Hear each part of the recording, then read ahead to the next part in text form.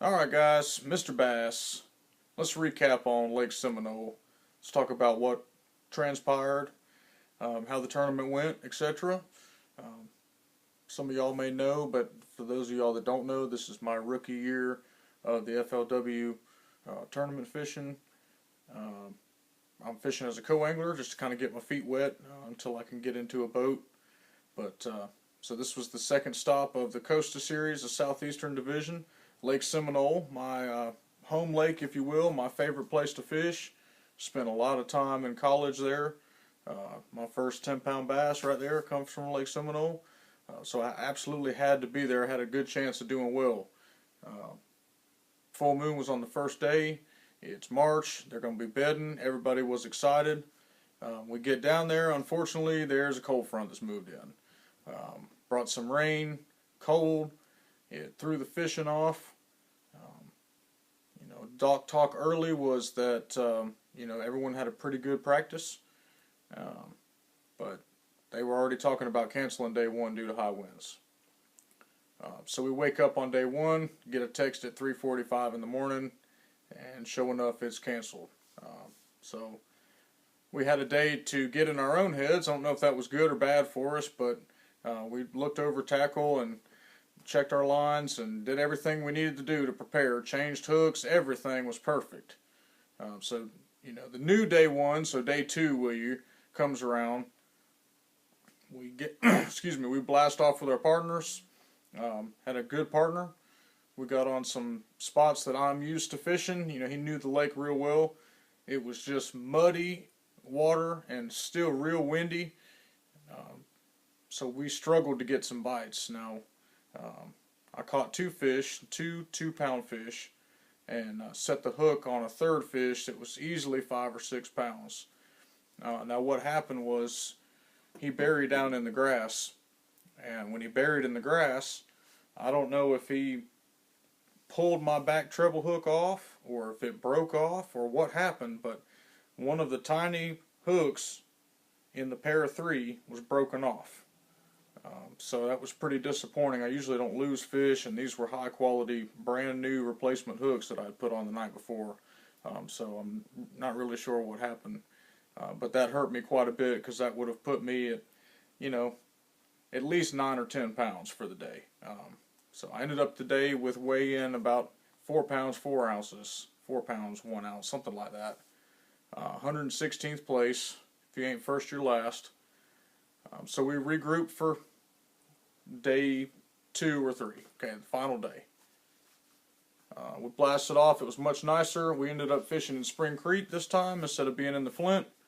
The water was gin clear in the Spring Creek. We were fishing this, spot of grass with a little sand in there, and the fish were they just weren't there. We tried everything. My boater, it took him all day to get a limit, and just unfortunately, the few fish that were there, he was able to get before I was. We ended up moving a couple times. We went to some pads and fished. I tried to get a high noon frog bite. Sometimes you can get lucky with that. I couldn't pull it off. Couldn't get him to bite a salamander. Couldn't get him to bite chatterbaits, swim bait, anything and everything I threw at them. They just would not bite. Thinking back on it, I'm wondering if they saw the braid. If I needed to have a fluorocarbon leader, which usually I don't need at Lake Seminole. So that's going to be something I'm going to adjust next time for super gin clear water. I'm going to change up because my partner was getting bites and I wasn't. So I ended up zeroing that day, but a lot of other people did. I finished out the tournament at 166th, which was better than 71 other folks. So again, if you're not first, you're last though. So I did get some valuable experience from it. I did learn again to trust my gut, and I've been trying to teach myself that this over the past year is to go with my gut, and you always need to go with your gut. If your gut's telling you something, stick with it. And so towards the end of day 2, I was thinking in my head, if I was boating, what would I be doing? What's the decision making that I would have made? And it crossed my mind that these fish possibly could have pulled off into deeper water. which after I got back from the tournament and read the article, that is exactly what they did. They pulled off into the channels and went deeper and schooled up. So, you know, that would have been an opportunity there, but most of these guys caught good fish in practice, and so they stuck with what practice yielded for them. My day one boater ended up, he went from 96th place, 98th place, all the way up to 11th place, so he had a phenomenal second day out there.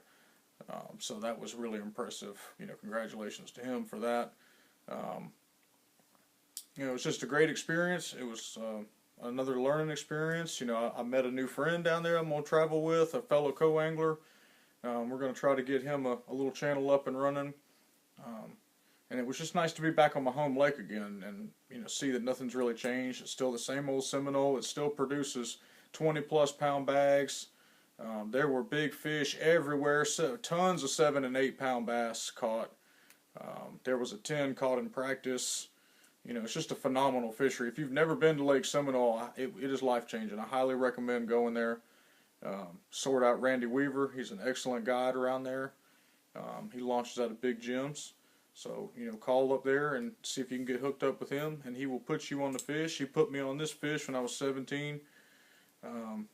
So it's just a phenomenal fishery. So next month we go to Santee, and we'll see if we can do a little bit better in Santee. But meanwhile, we'll be fishing some bass fishing leagues, some other stuff, just to keep ourselves warm. But I do know that after everything's said and done, I was really unhappy with the way things turned out. I should have done a lot better. It is really hard to be a co-angler just because of the luck of the draw with the boater and the front of the boat advantage and the other things that come along with it. But that being said, I had a phenomenal experience, and I always learned a lot.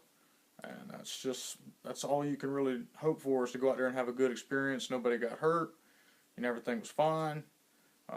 So, you know, it was an awesome experience. So, you know, appreciate you listening to me ramble. I just wanted to give a little recap on what went down.